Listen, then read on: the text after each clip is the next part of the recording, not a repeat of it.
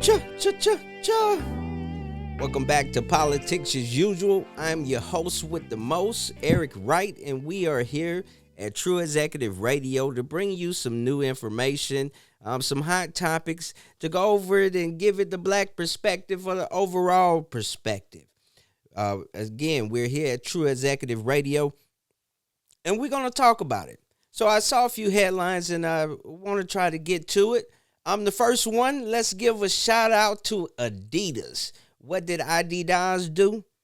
Adidas just sponsored 5 HBCU basketball teams. This is one of the first times in HBCU history that a company like this has sponsored their team. They're going to be supplying the shoes, warm-ups, things like that for 5 HBCUs. So that is a great thing. That should bring more visibility to those areas.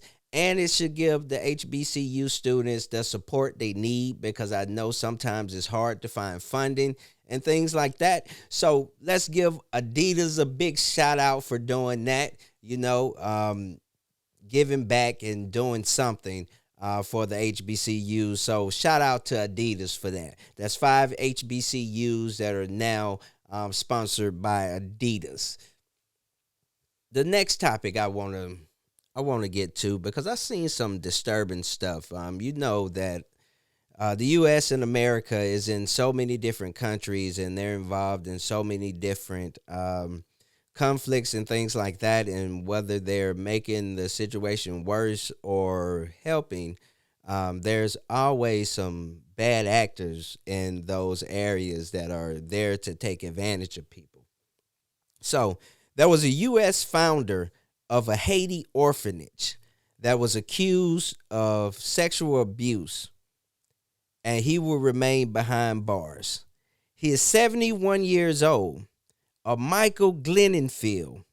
He is accused of forcing 4 boys who lived in the institution to engage in sexual acts.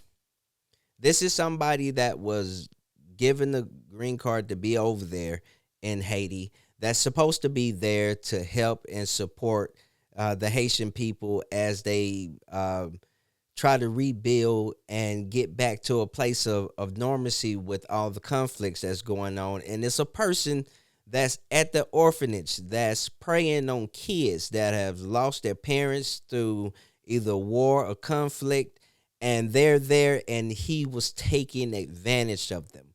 4 black Haitian boys were taken advantage of. Now, why would I bring up Haiti and I'm in Alabama?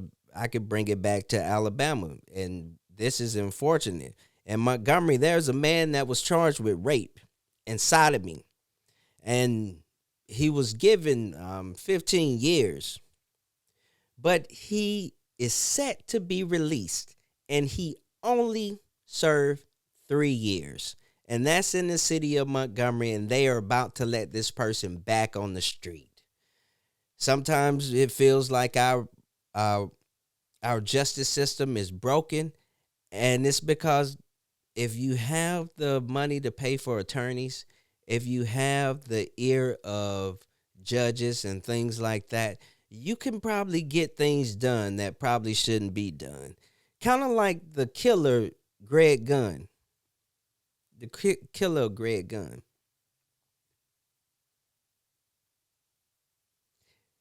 In his case, the DA of Alabama has taken over the case from the local DA in Montgomery, Alabama, because the local DA in Montgomery, Alabama wants to make sure that the killer is prosecuted with the full extent of the law, as he should be, being a killer. We should treat them like any other person that kills anybody in this city or state.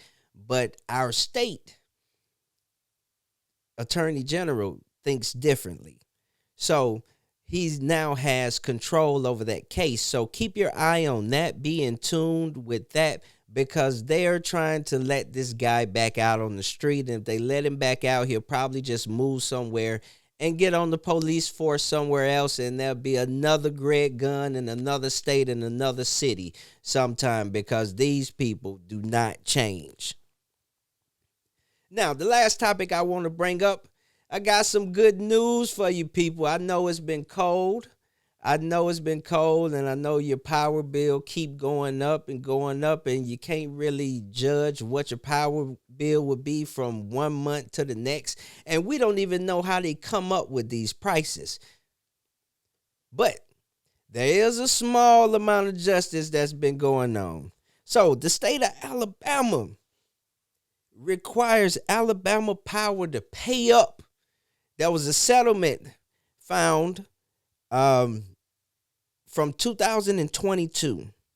So the Public Service Commission directs Alabama Power to pay refunds up to $62 million to customers of Alabama for overcharging and overcollecting in the year of 2022. Now, if they did it in 2022, they already killing us in 2020. They killed us in 2023, so we probably gonna get another settlement sometime in late 2024, 2025 when they find out they're currently overcharging us now.